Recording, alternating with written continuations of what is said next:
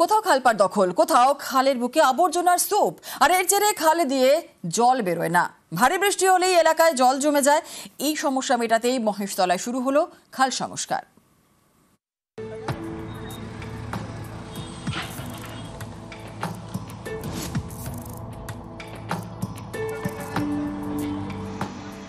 খালের বুক থেকে তোলা হচ্ছে আবর্জনা।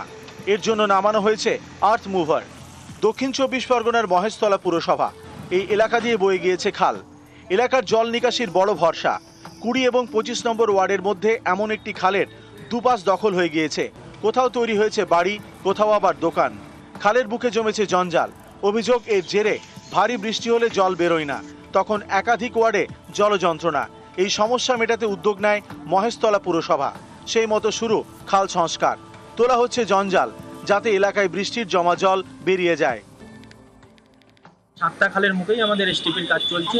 এবার সেখানে জলটাকে কিছু জায়গায় ডাইভারশন করা হয়েছিল, সেই সমস্ত কাজকে আমরা বন্ধ করেছি। জল জমেছিল, জলগুলো যাচ্ছিল না, আমরা সেই খালের মুখগুলোকে সব ক্লিয়ার করেছি।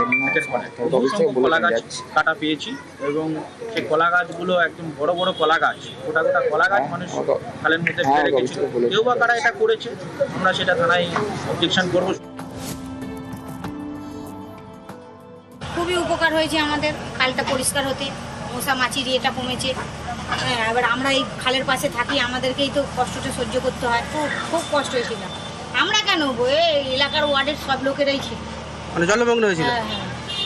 এখন কেমন লাগছে? এখন ভালো লাগছে। মহেশতলা থেকে সমীর মণ্ডল, নিউজ 18 বাংলা।